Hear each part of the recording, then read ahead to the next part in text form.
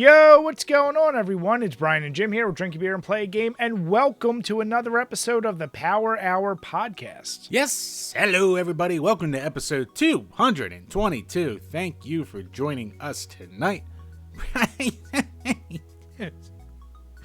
God damn it. Chambers, unfortunately, we couldn't be together. Now, Your fault. Well, for once, you're not trying to give me COVID.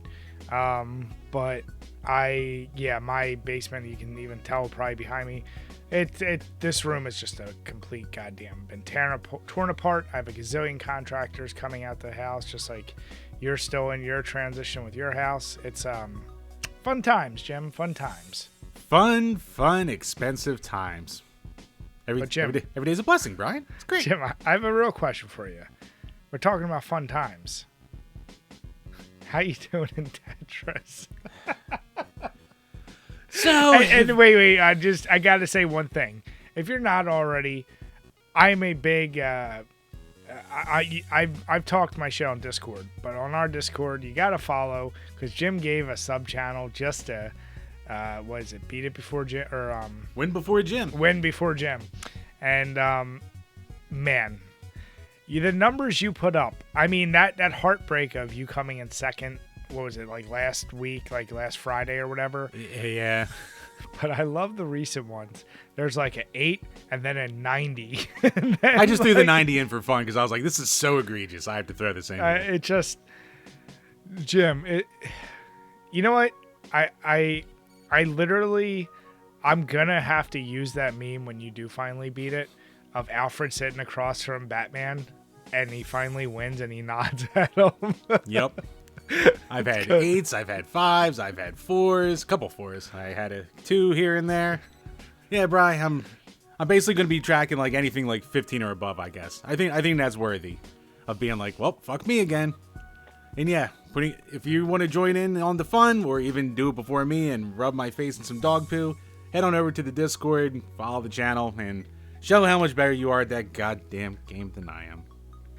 Jim, I was telling Brian when we actually wound up. So everyone else in the retro gaming world, they're at Game On Expo, they're at Long Island Retro Expo.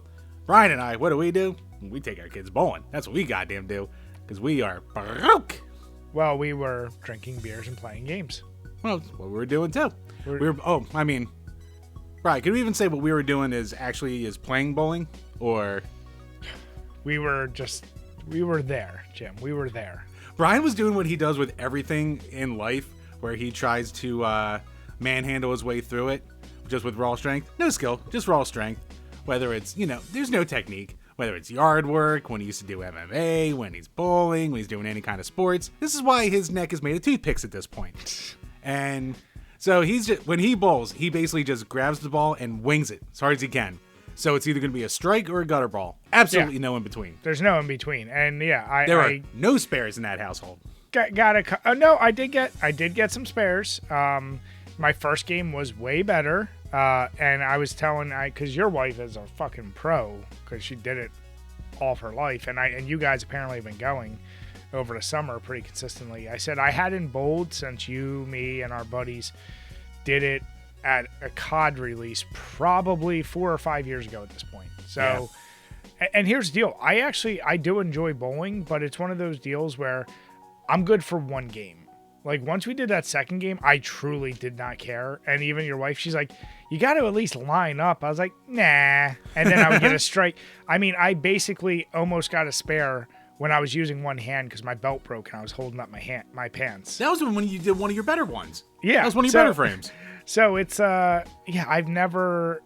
is one of those things, like, yeah, back in the day I could easily clear 100, but now, like, I don't care, but I still enjoy it. Like, even though I'm not good at it at all, I still get enjoyment out of it. But I like that you retard strength enough for you to gutter ball and for it to bounce out of the gutter and hit some pins. It popped right, and it did it. I did that twice, where, yeah, I mean, hey, it's a curse, Jim. You don't know what it's like. It is true. I am a dainty little girl. But Jim, it's funny because going back to Tetris, when you and Z and everyone else has been talking about it, there was a moment when I said, I wonder, like, if I just hop on a quick game, what it would be. And I was like, you know what? No, because I don't. Here's what I know will happen. Look, Brian, it doesn't matter anymore. It doesn't matter anymore. But I don't want to hop on and then act like I'm shoving it in your face, Jim. I want you to get your win. I want you to enjoy it. Eat your cake. At least I'm proving that it's not me just, floundering in the 60s all the time and being like, oh man, I just keep missing it. Right. I have that extra pain, that extra tease. So many top 5 finishes. Always the bridesmaid. Jim, what are you drowning your pain in? Oh, I was going to ask, but I see it. The return of your old faithful, Jim. Yep, I need something. I need an old favorite here, Brian, so I got me my good old Keystone Lights. Actually, I guess super responsibly, in our den that's like half office, half family hangout room, and right next to the thing, we have a mini fridge that's basically stacked with alcohol. So we have a kid lock on there, so at least we have that, but yeah. Still figuring out where we're putting everything, so we have it right here. Easy access, it's right behind me. Do you think you'll put a mini fridge in your room? Probably once it's set up, we'll move the mini fridge into there. That would probably make more sense. I would think so. But yeah, got me my good old Keystones tonight. Now, is this a leftover Keystone, or did you buy specific for this episode? Brian, if you're me, you always have leftover Keystones. You don't even know when you buy Keystone at this point. It just shows up. So before the episode, because Jim's infamous Dukes always have to take a little while. Had to walk the dog, stirred up the salad that was in my tum-tum. Things happen. What do you want? Stop saying tum-tum. You are not a 3 ninja. But if you are, you would be tum-tum. Can I at least be a surf ninja? No, you cannot. God damn it. You're not fighting Nazis, god damn it. Leinenkugel. I talked about this 2 weeks ago. It's my last honey lemon light. I went through that real fast. The one I did not have the last time I talked about these was the grapefruit shandy. I'm going through that, and then I'm also going to finish off one of the Sam Adams Wicked Double IPA. Did you have either of those, the Wicked series? I don't remember. I don't think I did. They're all, I haven't had a Sam Adams that I went, ew. They're all pretty damn good, and they're pretty nice.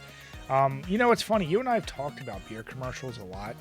Have you, I might not love it, but I at least like that they're trying something with that whole, your cousin from Boston, and it's like the Wicked series. I like they're just trying to do something at least a little versus hey, we're at a nightclub, and it's it's like a group that would never hang out together, and everyone's enjoying a beer and drink responsibly. It's like they're having the most fun in their life with a Bud Light. Yeah, there's a little flavor coming back into the commercials. You need it. And at least for Sam Adams, it's not like the bog standard, just it's always the fucking bald guy with the beard working in the fucking masher or stuff like that, brewing the beer. It's the same commercial every time. Mm-hmm. But yeah, no. So yeah, I'm going through, and it's funny, when we were bowling, my wife had got me.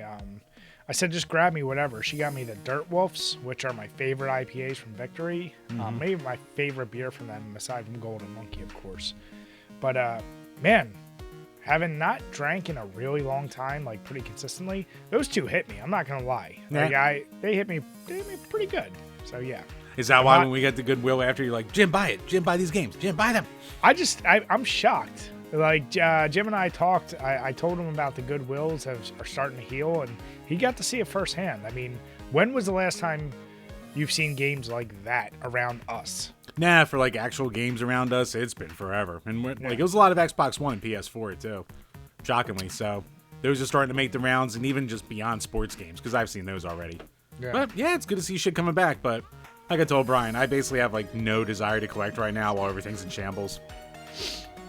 Jim, what would be, other than besides a Vectrex, is there a game out there that you think you would still pick up if you're at Goodwill? Oh, if it's a retro, if it's something cartridge based, I'd probably pick it up. So if it was something old and I didn't have it and cartridge, I would definitely go with that. I'm getting a little leery of older disc based games because of disc rot and just shitty condition in general.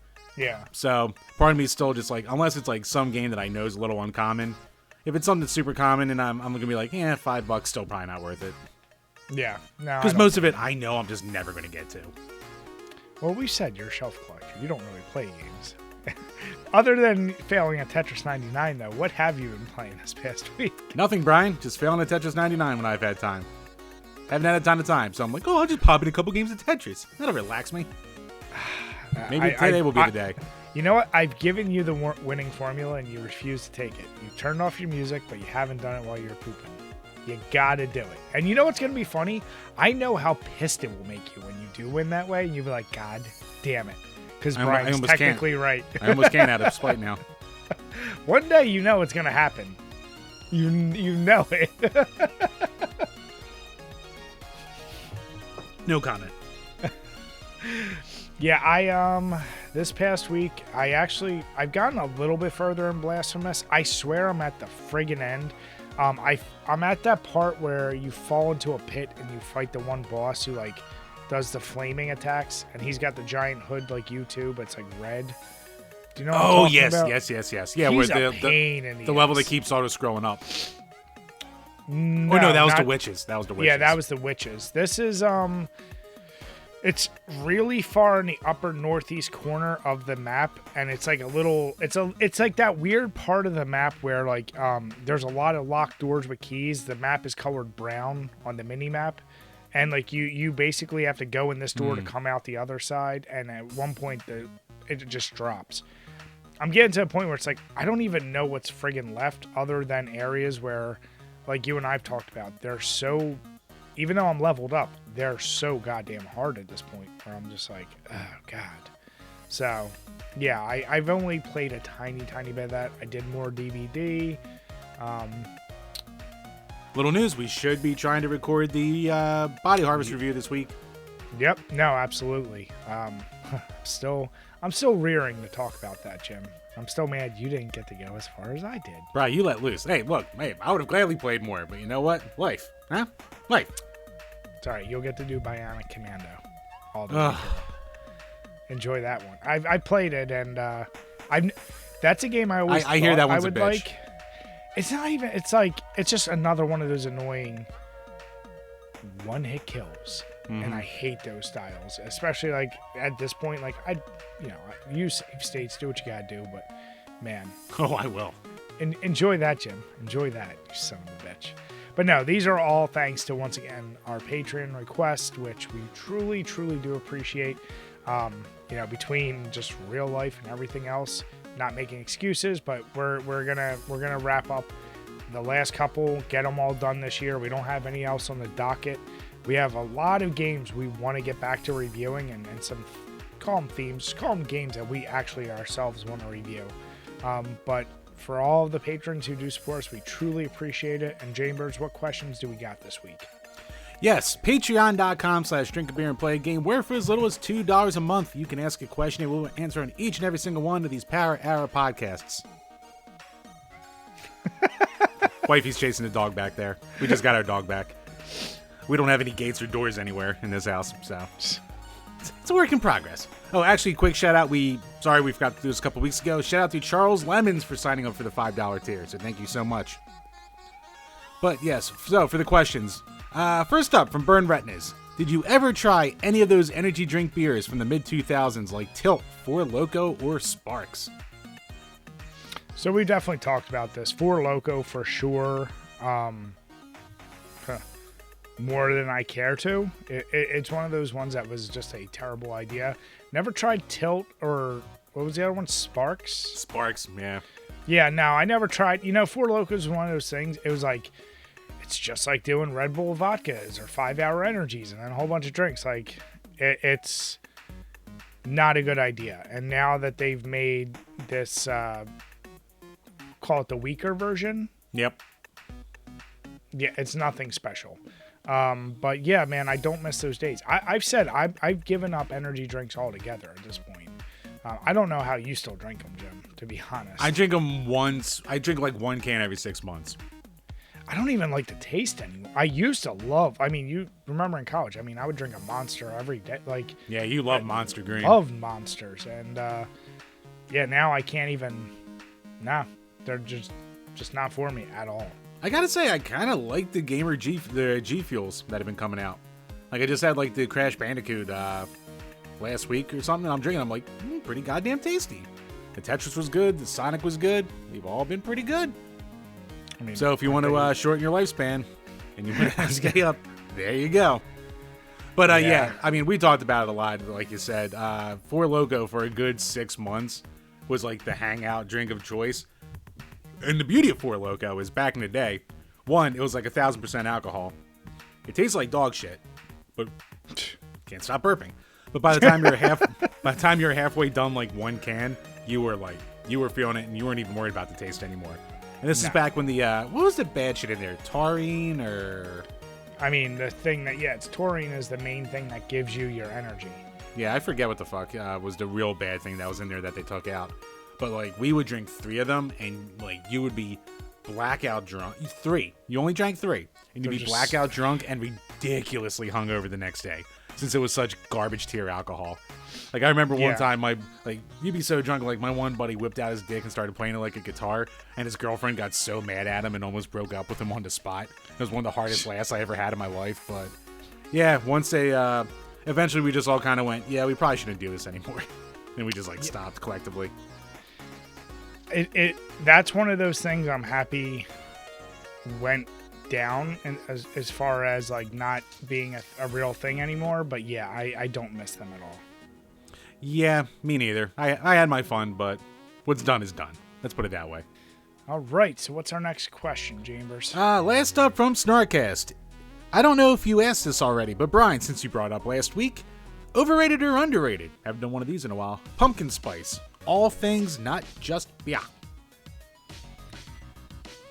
You know what I think's overrated is the hatred for it. I think people who've probably never tried it hate that.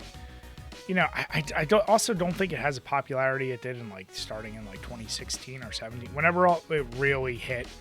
I love pumpkin spice shit because I like cinnamon, nutmeg, and vanilla. That's basically the flavors of most things that are pumpkin spice.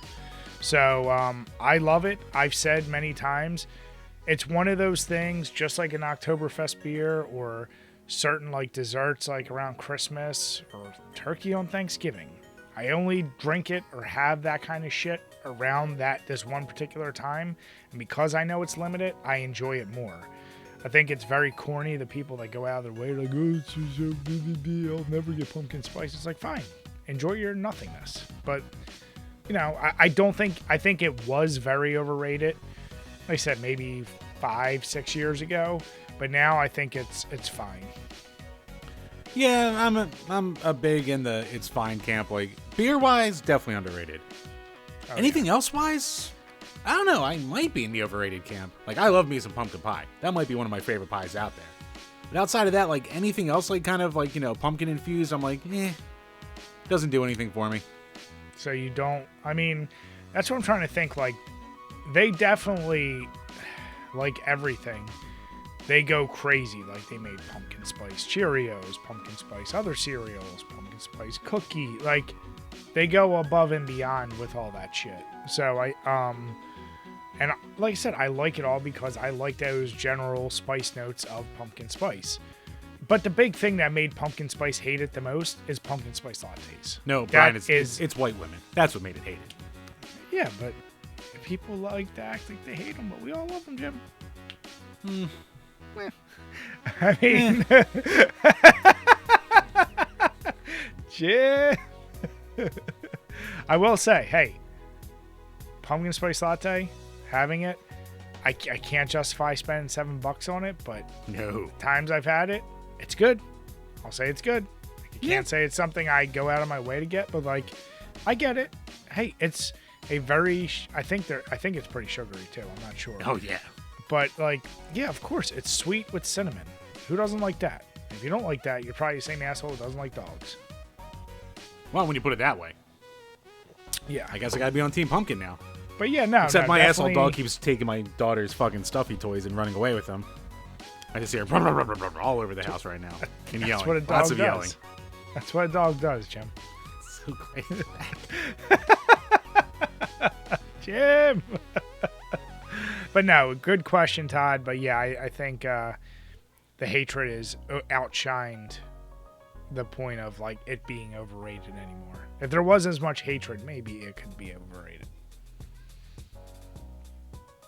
Yeah, so that kind of wraps up the Patreon questions for this week, but we're going to do a little soft test run real quick, Bri. So, Patreon, you ask questions, we answer it no matter what every week. But we do have a Discord, and people start asking questions in there. So maybe once every couple episodes, we'll do a Discord question segment, or leave it as some kind of bonus content. You never know.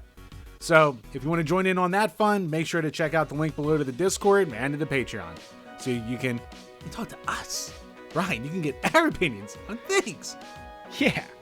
Damn it, Jim. But first one, Bri, something really close to your heart. From Somebody Stop Me. Good old Nick from the Video Ditch podcast. Brian, why do horror games suck now?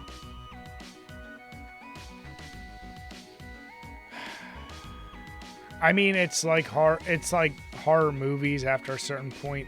All the best things they can come up with are remakes of classics. Everything else is very derivative, and they think if you just put zombies in it, it'll be popular, and they don't worry about making a good game.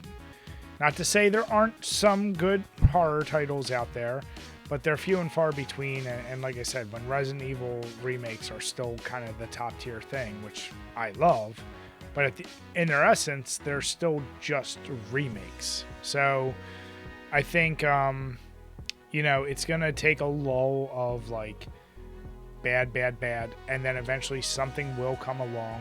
What I really do want is something to come along and contend with Resident Evil, because it has no competition. Like Silent Hill is gone by the wayside completely. There's no other like major franchises that I really see. Did you ever finish Callisto Protocol? No, I didn't. And, that's another one.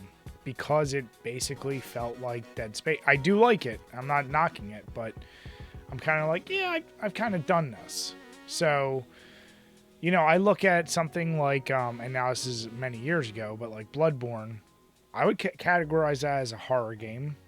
It's just a From Software with horror skin on top of it. Right. I'm waiting for... That's why probably I gravitate so much towards like puppet combo games and games like those indie developers make, because once again, just like films, you kind of have to go to the indies to find true, like, even if it's batshit crazy, something a little more unique. And Puppet Combo has now been making, like with their Torture Star shit, they now have shit on Xbox, on PlayStation. A lot of their games are getting more and more mainstream, which I want, because I want them to keep churning out good shit. But you can tell with their games, they're trying to get away from being the crazy-ass hardcore, pierce your ear. They still have elements of that, but they're now trying to, get to a wider audience, which I appreciate. So I think things like that, you'll see more of a comeback in the future. Yeah, it does seem like we're in kind of a weird bit of a lull. Like, obviously, you play way more of them than I do. But, there's no real hype around the genre right now. Like, the early to mid to 2010s, you had, like, Five Nights at Freddy's and Amnesia and Outlast. Mm-hmm. And, Resident Evil was still around. And you had the waning days of Silent Hill, and Dead Space was still kind of around. Shit like that. Left 4 Dead was still carrying over into that era. Yeah. You don't really hear about any new horror games where people are like, oh, you got to play this. Unless it's a Resident Evil remake. You know what else killed it? Honestly, games like Dead by Daylight. Because why would you want to play anything else horror when they have all the licenses? Like, I just played the Alien part of it, and that's coming out later this month. It's so much fun. Like, you get to be the characters you want. And I mentioned you got Texas Chainsaw Massacre coming out. This year or Did next Killer year. Clowns from Outer Space ever come out? That's what I was going to say. It's either coming out later this year or next year. But all these games are doing the same thing now, which... Evil Dead did the same thing. It copied that. And yeah, it's the asymmetrical player versus player. So to get a legit single player, actual scary, good luck. Because a lot of games just strike out. And I don't... Like I said, I don't know what it is. If maybe we're just... There's been too much, and it has to take that lull for a little bit. I don't know. Or if it's just like all video games right now. God forbid you do something that's not a multiplayer-driven game. You're not going to have much success. Unless you're an established franchise. Yeah, that's very true. I mean, yeah, it's because like movies, you had the thing where it's almost like everything was like aping the found footage genre for a while. Mm-hmm. Or, the hidden camera kind of shit. Or when it was just zombie for like a decade straight. Oh, yeah. It almost seems like horror more than anything when it like gets a hit, like everything just tries to copy it, and then burnout, and then something hits, reset, burnout, blah blah blah. It's repeat. Yeah, it's part of the reason right now why I'm already getting the burnout of the A24 movies. Like they did a style which was like a few of them I really liked, but now like that's their trademark. It's like be a little weird and more psychological. So now you'll probably see a million copycats. So like just be weird. Don't actually have the horror, but like do something like, you know, a little bit weirder. The fuck are you eating, dog? But we've seen it and we've talked about on Discord. That whole formula, everyone's now up in arms about, like, because Barbie was a success, our toy movie's going to be the next thing.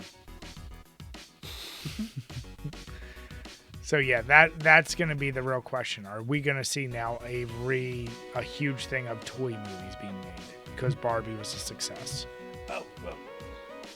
I should probably talk into the mic. Yeah, apparently Mattel's already like planning their own cinematic universe revolving around everything. Like I think we're getting like a Rubik's Cube movie or some shit like that. And not just A Pursuit of Happiness starring Will Smith, Brian.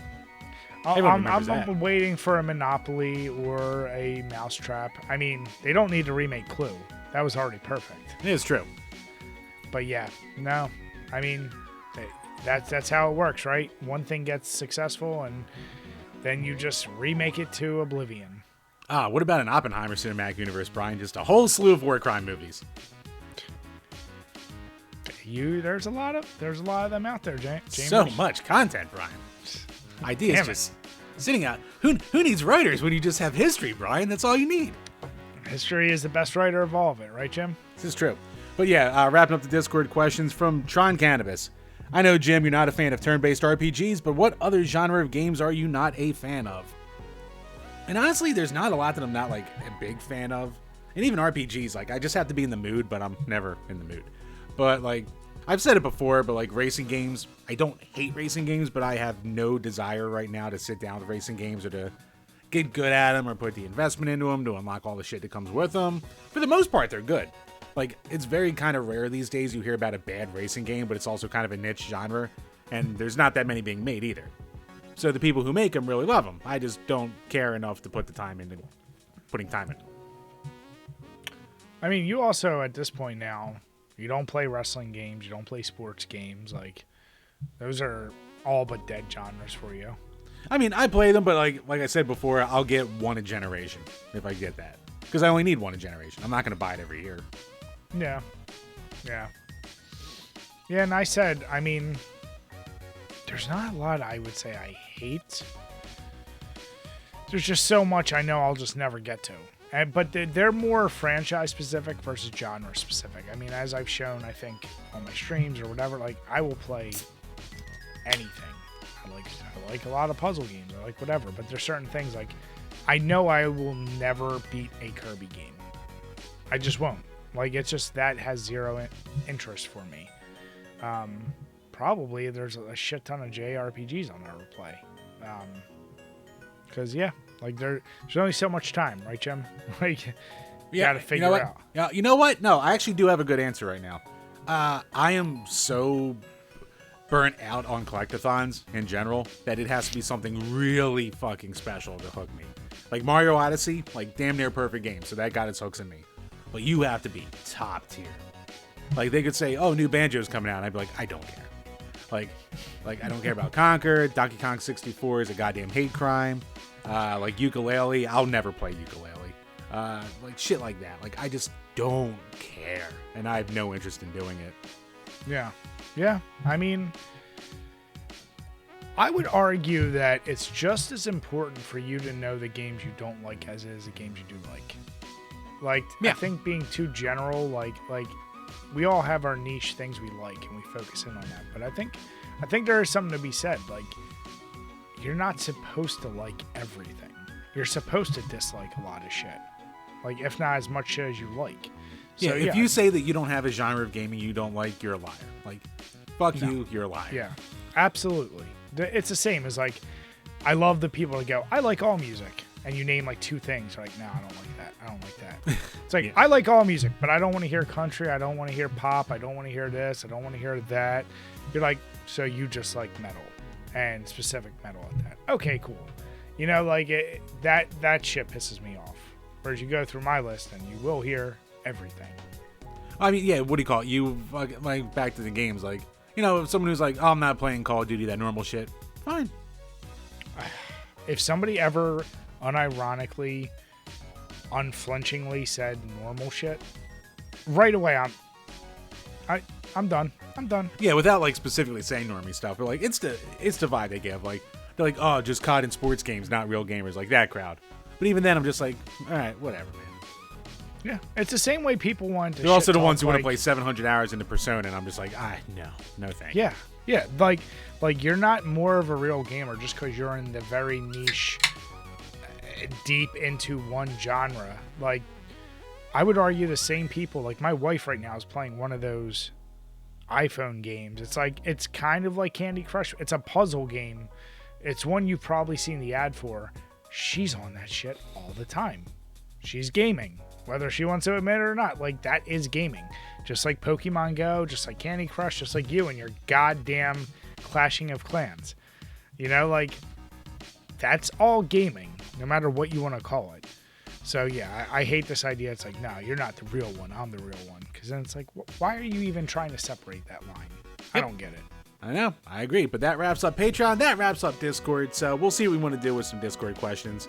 Maybe make it its own thing down the line. Who knows? But once again, thank you to everyone out there for all the support. If you're new to the show, check us out on iTunes, YouTube, or Spotify. Subscribe, leave some reviews. Helps out the page. Check the link to the Patreon and all the different tiers for game review requests, bonus episodes, bonus content, the Krusty Corner, where this week we talked about good old... Brian, do you remember even how to say the name? You didn't know, but Bijujo? Yeah, I can't even say it either. Bisoju, Battle, Cyber, Panic. So yeah. Hope you like kicks and disappointing titties. Damn it, Jim! All right, Chambers. So are you sticking with your Keystone? Yeah, I'm going. That's the only thing. Okay, so yeah, I went through both my lining Kugels. I'm now on my Wicked Double, Hazy Juicy Double. Oh, God. Right, say double. Say juicy. No, but there's so many. Wicked Double, Hazy Juicy Double, Northeast IPA style. You don't got hazy by definition is that. Like, I hate you're explaining the same thing like a round circle. Stop. God damn it. Right, if I saw that label, I would not have bought that.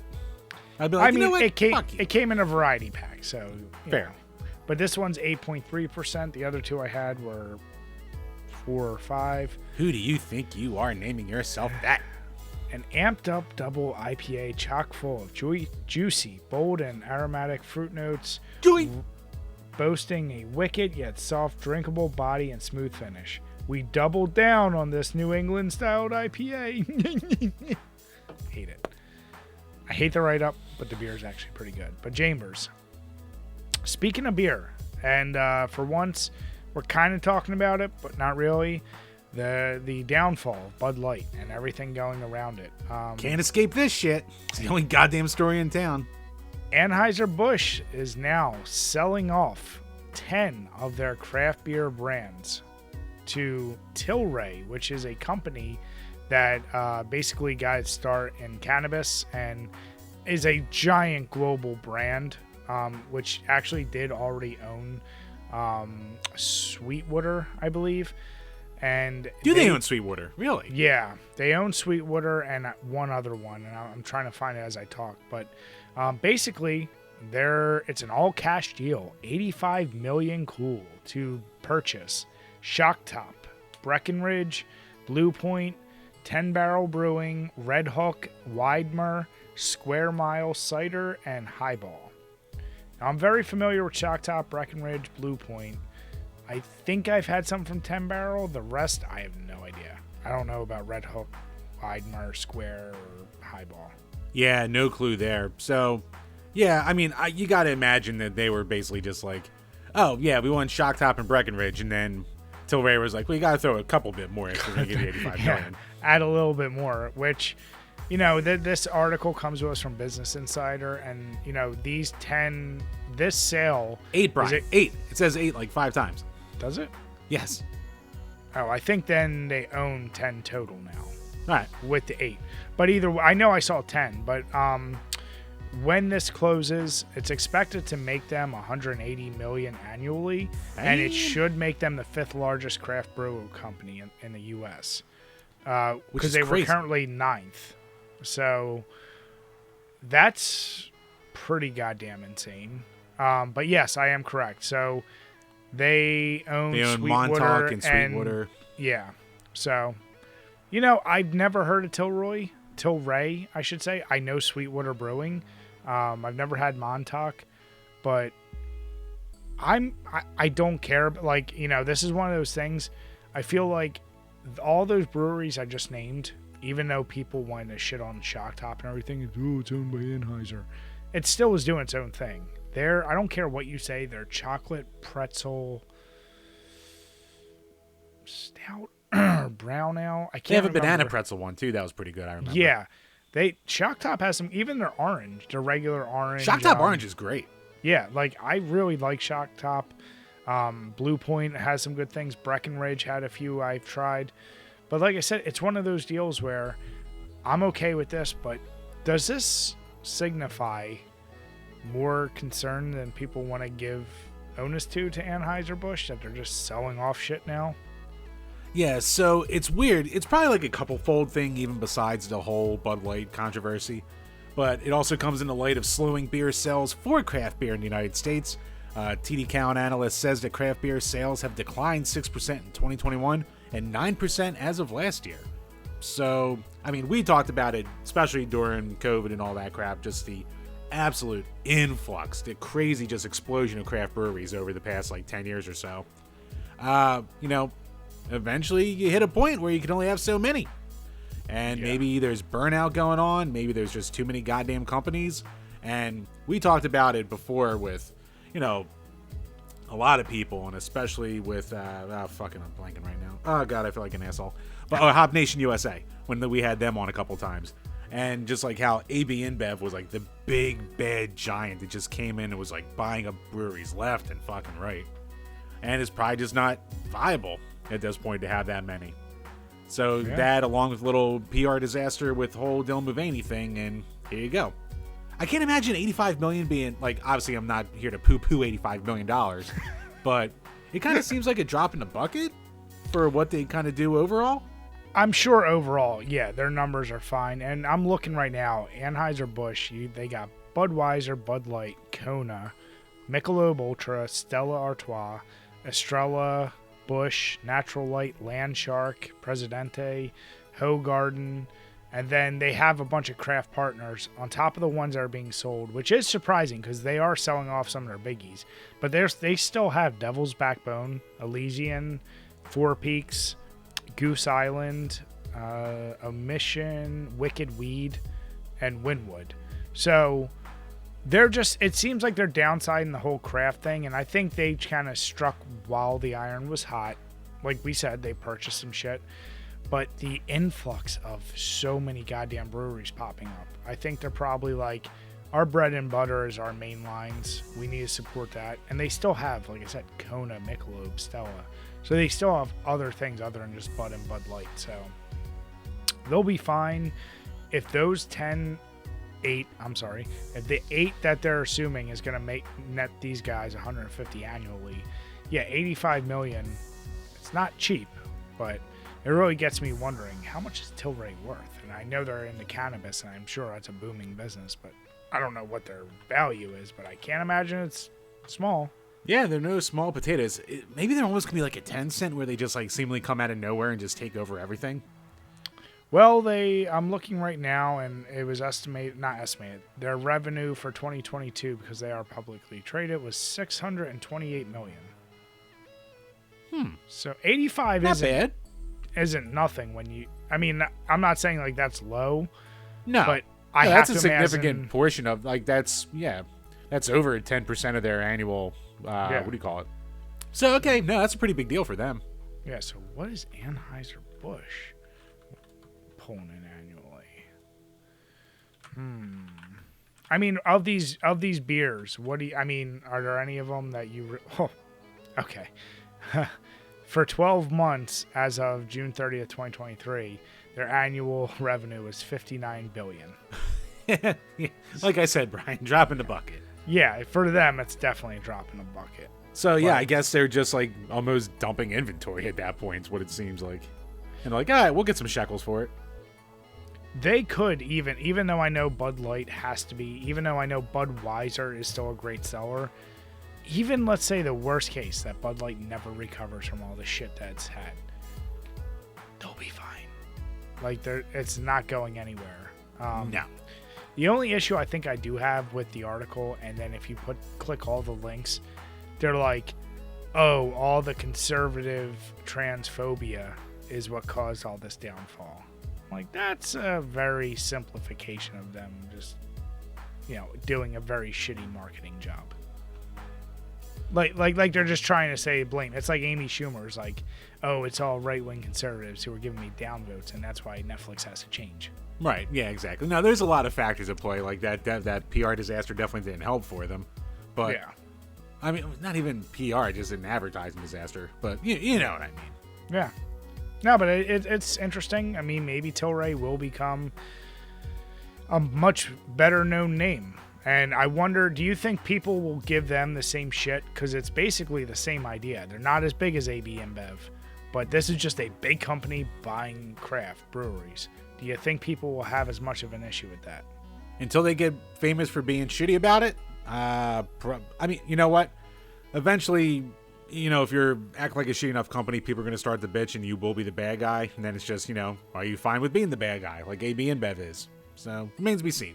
Jim, say the Harvey Dent line.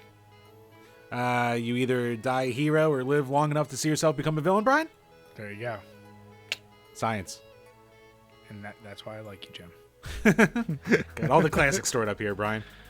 I don't store anything useful, but I do store that. Well, Jim, speaking of not being useful and big companies that just start fucking out of their minds, let's talk Nintendo. We haven't talked about them in a little bit, Chambers. Right, they've almost been good little boys and girls for a little while. Wait, we're talking about Japan here. There's no good stuff in there. Come on. So from automatonmedia.com, I've never heard of that, but either way, this article basically says that Nintendo has been registering numerous new patents from the Tears of Kingdoms, which even includes game mechanics and loading screens as a goddamn patents. Now, in 2022, Nintendo filed for over 180 patents. Now, in the most recent one, in between July 10th and August 4th, Nintendo made public a total of 32 patents, which 31 of them were related to Tears of the Kingdom. Here's my deal, Jim. And I'm just going to simplify as much as I can. I know you didn't pay attention at all during physics or dynamics or any of that. What? But straight up, Nintendo is trying to put a patent on basic physics formulas and saying we applied it to a game, but it's different because we don't apply physics to both Link and a vehicle. Like one of their patents, and I'll put a little picture up, is the forward motion of when you create a vehicle with Link and how Link shares the same velocity and the same motion as the vehicle, which is different than trying to calculate the difference of the physics between Link and the vehicle themselves. They just move him at the same rate. And they're like, that's worth a patent. I'm like, that's basic goddamn physics and dynamics. You can't do that. That's like those assholes who wanted to do the patent on or copyright the term reaction. Who were those assholes again? Right, the good old Fine brothers. Right, what old is new again, because now all the goddamn top tier Twitch streamers are going, we're not doing anything wrong. When they just, fucking let a whole YouTube video go and they go, wow. Crazy. Yeah. Oh, man. This is nuts. Shout out to Justin Wang committing to that bid for an hour and a half. Fucking madman. I don't know what he did. Basically, he took an XQC stream and he just let it play the entire time. And for an hour and a half, he sat there and just went, whoa, that's crazy. Damn it. Legitimately did it for an hour and a half.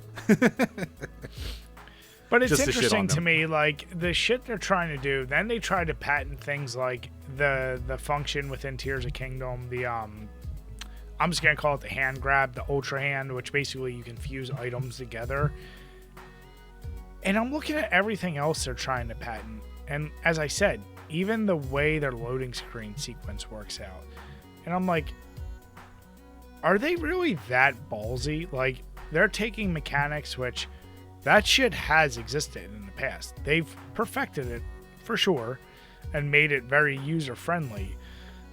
But that would be like if Apple had tried to patent like word processing at all. Like you can't just patent something that's been done over and over and over. I know they're going to try, but man, Nintendo, like, they're just, man, they're dicks. They are just dicks. Right. If there is a way to scrap money from anyone or to tell them no, Nintendo will find a way to goddamn do it. Right. They give you a virtual approximation of where you're fast traveling to during the loading screen. It's revolutionary. I don't. You can't use Ultra Hand while standing on the object you're trying to use Ultra Hand with, Brian. Never before thought of. Never again. That's like, should Bethesda go back and try and do a patent from Skyrim where you can spin the thing that it's showing you and zoom in on the model that it shows you during a loading screen? Like, because nobody could do that before then. Should that be a patent? No, it shouldn't. And that's why they don't do it. 'Cause they're not dicks like these guys. Or maybe that's why they're Bethesda and why they're not Nintendo, Brian. They could be at the top of the mountain if they thought to do that. Just saying. Oppenheimer.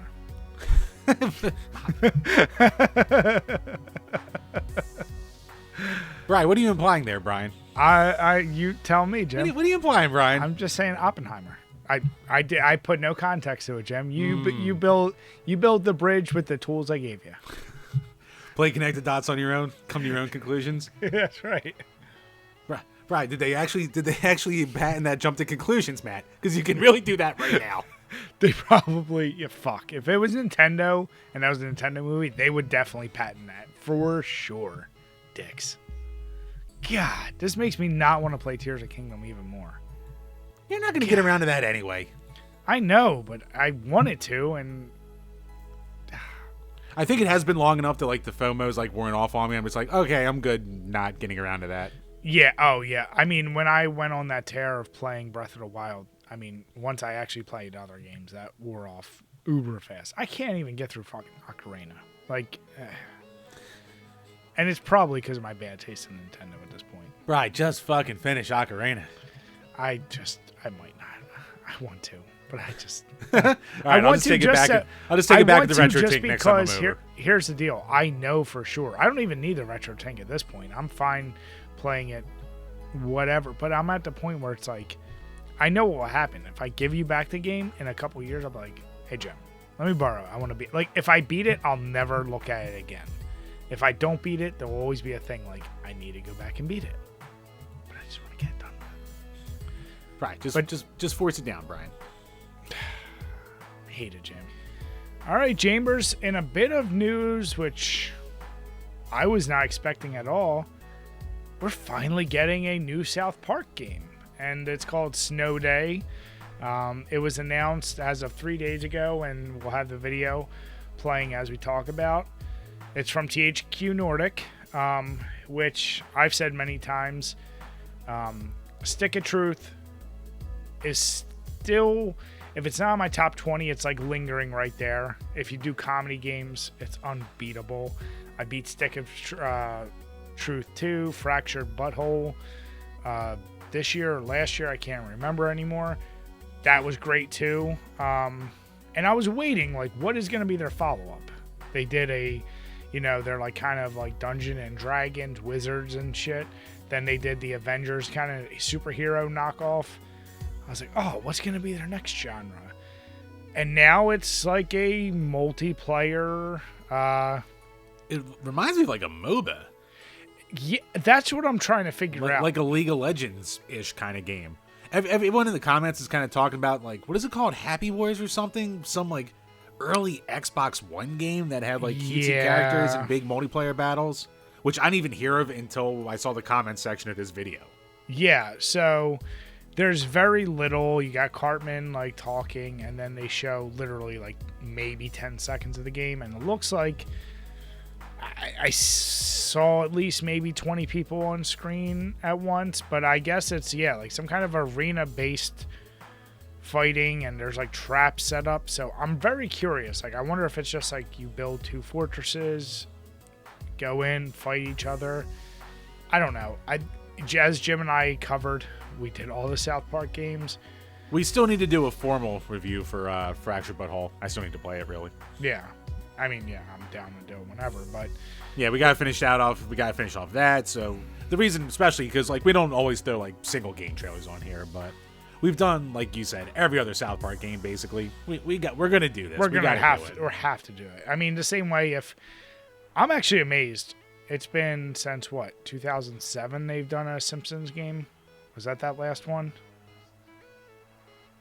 I think the Simpsons. Except for that like iPhone game that was hot for a while. Which that I was the played last real Simpsons game. Yeah. Yeah. Like, which doesn't. I mean, I guess it doesn't shock me altogether because Simpsons' popularity is going down, but still. Yeah. No. Yeah. If they release Mortal Kombat, South Park, Simpsons, Superman, Road Rash, like we've covered a lot of franchises, but yeah, still, we've kind of got to do it for these. Splatterhouse. I would love a new Splatterhouse. But it's been 13 years. I'm excited. They're going. I guess my only fear is like a game like that. You can't rely too much on the humor. Like the gameplay has to be really sharp. Is it gonna be? It could. Yeah. THQ Nordic usually has great games. They don't really miss. So, I'm confident they could pull it off, but like the charm of a good South Park game is always the humor at the end of the day. Right. Exactly. But yeah, no, this will definitely be one me and Jim try out at least for sure. 100%. Very active day. Very active day on the podcast. But yes, geez. we will be going for it. And yeah, I mean, you know what my favorite part about this trailer is though? In the comment section, we have a whole generation. We might have 2 generations of gamers at this point who have never seen a 3D South Park game before. Who are all like, what the hell is this style? Why is this 3D? Why does it look so weird? And I'm sitting here going, children, please. You don't even know. You don't even know. Jim. And it's been since what? Chef's Love Shack on a Dreamcast since we had a 3D South Park game? Because after that, you had like the Tower Defense game. You had Scott Tenorman Must Die. You had Stick of Truth and Fractured But Whole. Yeah, pretty much. Yeah. I mean, Chambers, it's official, old buddy. We're old. We are old as fucking dirt, Brian. I mean, the fact that we were in grade school when South Park came out, and I remember being so jealous of the kid who had a You Killed Kenny, like, oh my god, You Killed Kenny shirt. Like, I remember wanting that so bad, and when I finally got it, I was like so excited. Man, oh man. I remember downloading off my shitty internet a South Park soundboard of like all the Cartman things and sounds. And like, yep. Dude, yeah. Speaking of, one minor tangent. Did you hear it's making its way around? I don't know if it's AI. I don't know what it is, if someone copying them, but it's Eric Cartman singing Evanescence, Wake Me Up Inside. It's probably AI, but I'll have to check that out. I mean, if it is, whatever it is, they captured his voice. It sounds like, which one does it? Matt Parker? I think it's Trey. Trey. Yeah, like, it sounds pretty goddamn good. I'm not going to lie. Oh, he does it in basketball, so yeah, it is Trey. Yeah. So, yeah, I still love me some South Park, man. I haven't watched a lot. Every once in a while I catch a newer episode, but still, like, I think they've managed to hold on a lot better than Simpsons has. Oh, yeah. Like, in terms of humor. Yeah, in terms of humor and longevity. Yeah. Yeah, Simpsons is like the 35 fucking seasons, but... Yeah. I mean, I guess... you know what's a lost start? Go ahead. The post-Super Bowl premiere. Because South Park was that. Family Guy was that. Yeah, that's a good point. I mean, what show has been really hyped up for like post Super Bowl that anyone's like giving a shit about? and that's like stuck since then. I mean, other than HBO shows, what live action show have people cared about? Like at this point, that's why I said I appreciate streaming. I love Young Sheldon, Brian. Young Sheldon. Don't you dare. Don't. Brian, that's somehow up to like 10 seasons or some shit.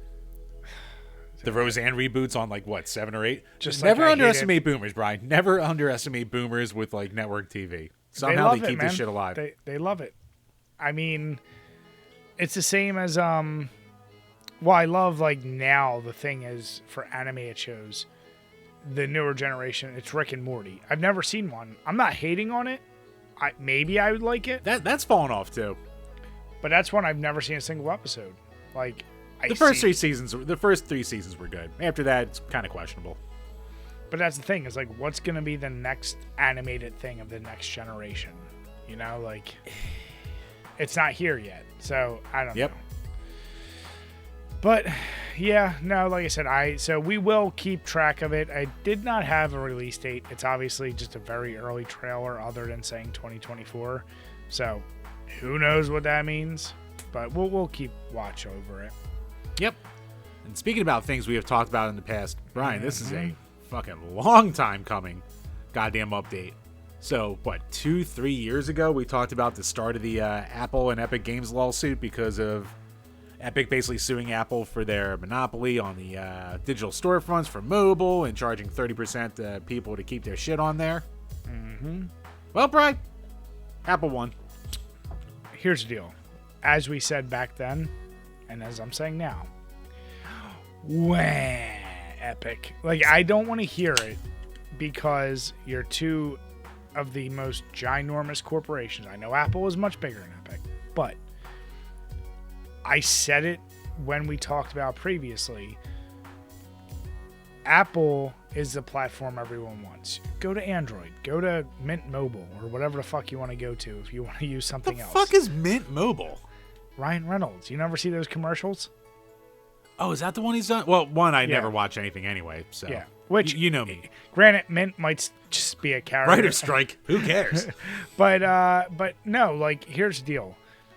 Anyone who's anyone, majority of folks are going to be using an Apple product. And Epic, you're available on all the gaming things, but you now want to also monopolize the wide availability of how you are streamed out on Apple products too. And Apple's thing knows it's like, hey, if you want to go through us, you pay 30%. It's just like eBay. Like, what's their percentage up to when you sell it's horrific now. It's over 20% for a seller fee. I mean, it started at what, 5? Yeah, but eBay's not doing anything. But what I'm saying is, like, the same as YouTube. Like, the joke that people get paid, even high stars compared to what it used to be, like, they know where else are you going to go. You're not going Vimeo. You're not going wherever else. Fucking X, Twitter, whatever you want to call it. Right, Rumble. We got to go on Rumble. Yeah. We got to hang out with Nick Fuentes.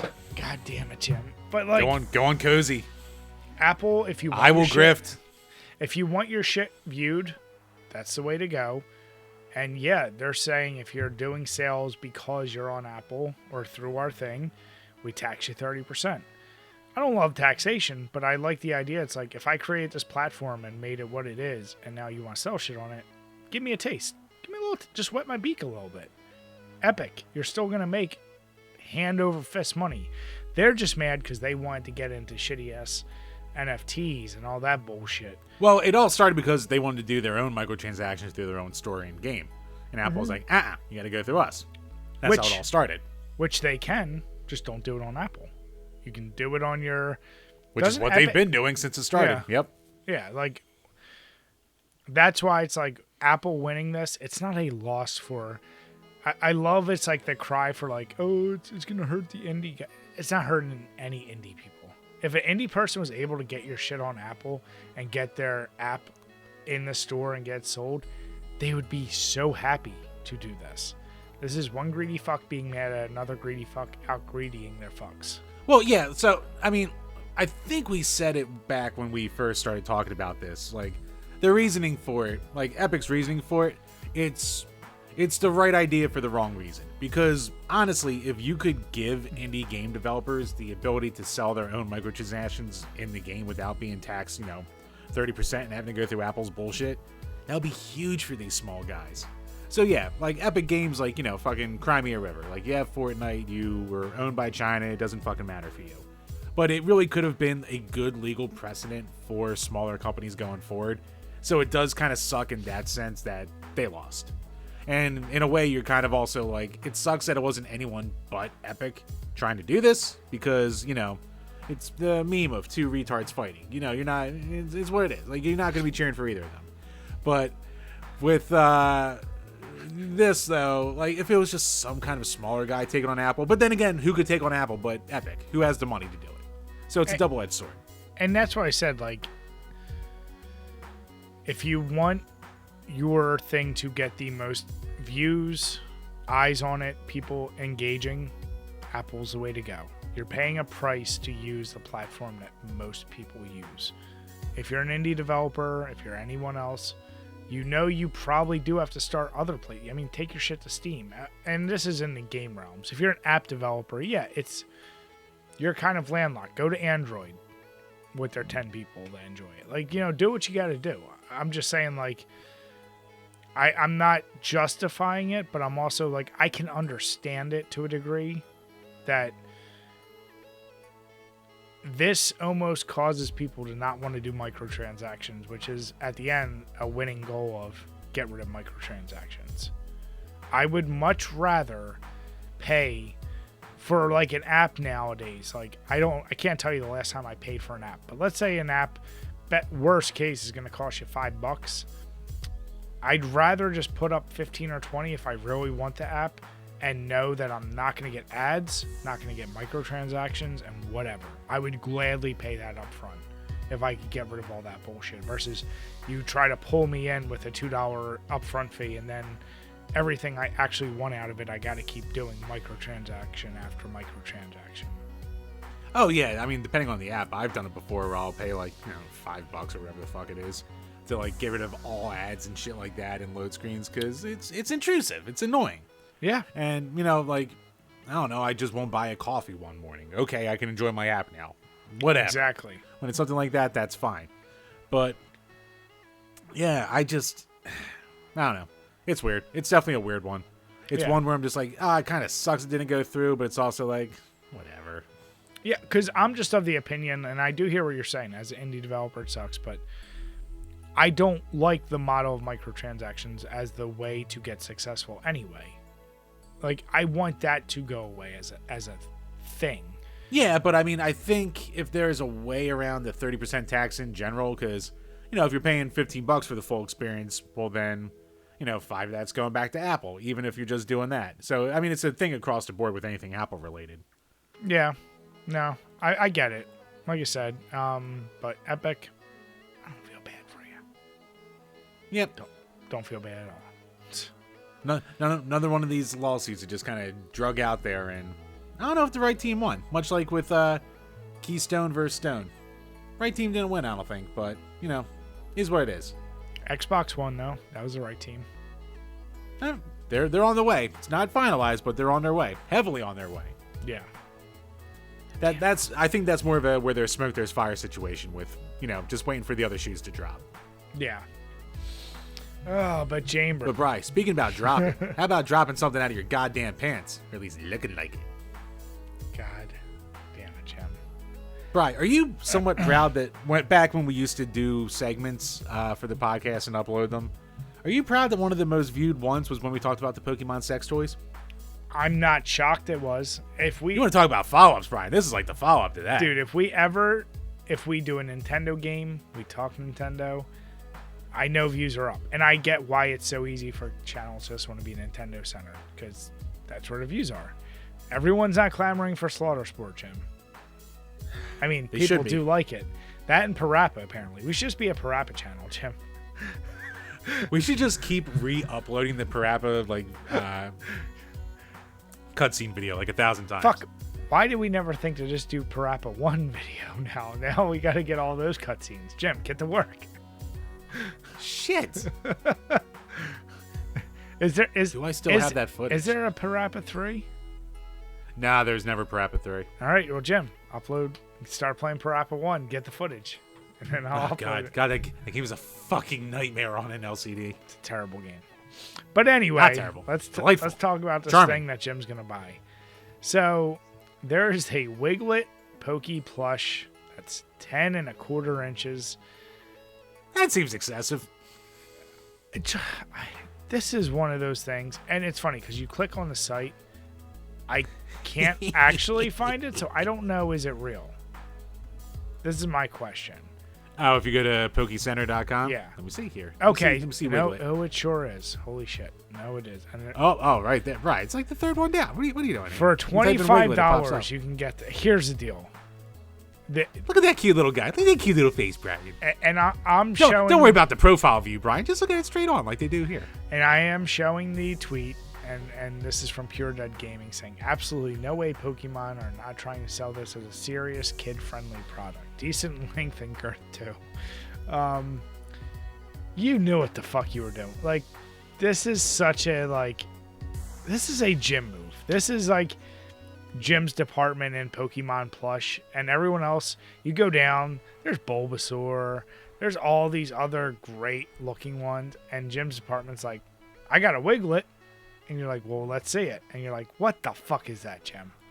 Right. What are you saying? The craftsmanship on this plushie is impeccable. It's like the game's coming to life right before our eyes. Jim, don't you dare. Look, it's not my fault there's been 7,000 Pokemon and they have like trash can Pokemons and shit like that. You gotta come up with ideas. You got a worm. Little wormy worm. But What's the problem with the worm? It's nature, history, entertainment. There's no, like, who's paying $25 other than right now the irony and the joke of buying it.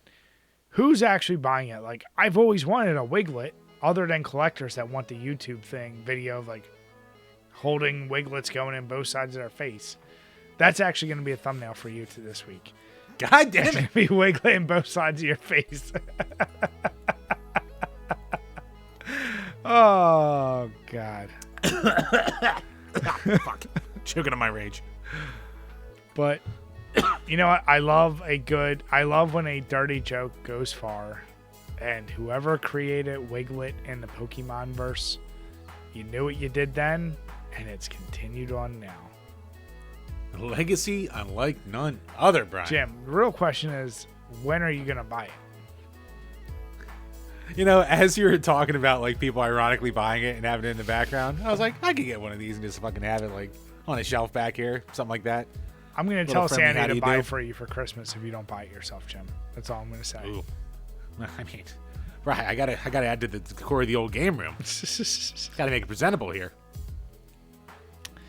That is, I always say, if you buy something that you'd be too embarrassed to walk around with it, then you shouldn't buy it. If you have to hide it, you know, you shouldn't buy. Because there's that question we asked each other, Jim. Should there be shame in things? I believe yes, there should. You should not be going around Lizzo style and acting so shameless and then giving your shit to other people. You should. Oh God, that I could beat off to that downfall. Like, I'm not one for canceling people, Brian, but oh my God, that's the best canceling I've ever seen. I mean, one of the most deserved of all times, and that's exactly my point. Is like, dude, like, you have to have some shame, and you live in a glass house. What don't you do, Jim? What don't you do in a glass house? No throwing stones, Brian. She threw stones, or biscuits, whatever. But either way. Wait, what are we, British? Throwing biscuits? What the fuck are you talking about? I was trying to think of something that, like, you know, I was thinking like biscuits and gravy as like a thing that like mostly fat people eat. So for some reason, instead of going to a candy, like I couldn't think of a candy that was big enough to break glass, Jim. I'm thinking of Jawbreaker? Never-ending gobstoppers? There's things out there, Brian. Yeah, that's too much work. That's why it doesn't break. Just go with my biscuits, Jim. All right. No, briskets are soft. What the fuck are you talking about? Yeah, briskets, especially are soft. in gravy. Then they're Biscuits soggy. can be hard. All right, they can be like hockey pucks. You're not breaking shit with soggy biscuits, Brian. You know what, Jim? For Patreon, I'm gonna overheat biscuits when they're like hockey pucks, and we're gonna have me throwing them at you and see if they feel good. Well, yeah, then we can dip them in fucking gravy, then they won't fucking be hard. I understand the concept of overcooking a biscuit, Brian. Jesus Christ. You burn cereal, Jim. Just get your Wiglett and do what you know you're going to do with it. I will. I'm going to get some Wiglett, and I'm going to get some epoxy, and I'm going to have me a goddamn night. This is definitely one of the... All right. Well, Jim, the good question is... Okay. As Pure Dead said, like, the one thing... I laugh at this. This is funny. But it's intimidating. But what if you were at a...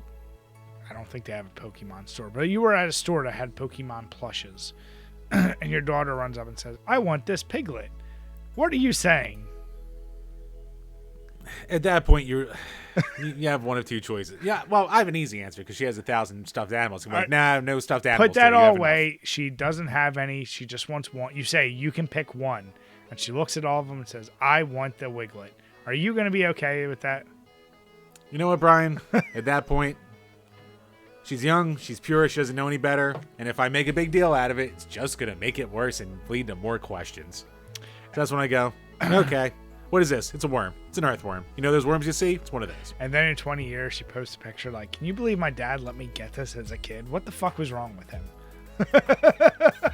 Whatever. That's future Jim's problem. I'll be dead by then, probably. But yeah, the Wiglett plush, Jim, I'm glad this topic is back.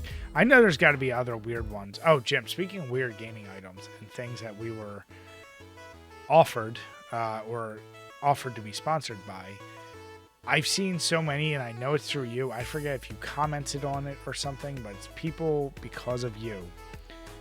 It's a gaming device where you hook a phone up to a thing that you have handles on the side, and it like goes up and down. That's the best way I'm going to describe it. And right, we use a scientific term, Brian. They're auto-strokers. Come on. Is that what it's called? Let's be adults about it. God. Pretty sure that's a subgenre of device, Brian. Okay. And some of them, those go in like fucking jackhammer mode. How hard do you need to fap? Jesus Christ. Why do you need so many devices? As a guy, especially. You got the best device that knows you're the best built into you. Why do you need a million devices? Right, if I can use your line. Some people like their cucumbers pickled, Brian. God damn it. Sometimes you gotta change the game a little bit. God damn it. Same old ham and eggs gets a little boring after a while. Can't just have cheese sandwiches every day for lunch. I am right. But do I hate it? I don't like it, Jim. I don't like it. There's too much. There's too much. Hoisted by your own petard, Brian. I don't like it. I hate that saying. God damn it, Jim. You haven't broke down in a while, but I don't like that you're still using it. Ah, that's a beautiful saying, Brian. Get some culture in you, God damn it. Well, you get your ass on the toilet and play Tetris 99 and win and prove me right again. And you buy an auto stroker and stop bitching about it. How about that? Damn. You buy your Diglett and then auto stroke with your Diglett. Maybe I will. It's not a problem for me. God damn it. Well, Chambers. My problem would be like, it's too mushy. You're just mushing it, Snail. Chambers, here's my real question. How did the Keystones treat you? And when was the last time you had a Keystone? I mean, had like more than one as like a topper for a podcast. It's been a while since I've had a couple of them in a row. It's Old Faithful, Brian. Nice. This wicked double. It's that old friend I can't, I'll never be let down by. I can't wait. You know, the hype now is going to be really real when we redo our blind taste test with various beers and you can't pick out the Keystone. You better. Not only will I not pick out the Keystone, Brian, I'll probably wind up saying it's the worst one, and then I'll really hate myself. Oh, that's going to be very interesting. But yeah, no, this Wicked Double, it is really good. It's weird because I feel like every time you have every time you have a New England hazy, the flavor isn't grapefruit, but it is a citrusy flavor, and I can't quite put my finger on it. But I definitely prefer them over regular double IPAs or even regular IPAs, so I'm all for it. It is one. I don't know if it's still around, and besides the point, we're getting ready to get to Oktoberfest flavors, so move on to that. Yeah, Oktoberfest is around the corner. Pumpkin's around the corner. All right, we're going to be hitting Flavortown soon. Goddamn right we are. And with that, folks, we want to say thank you so much for watching. If you haven't already hit subscribe and the notification bell, please do that because it would help us tremendously. And if you're listening on iTunes or Spotify, hit subscribe, give us a 5-star rating, and even if you want to bash us in the comments, we will read it on each and every one of these Power Hour podcasts. With that, we want to say have a good night and cheers. Cheers, everybody.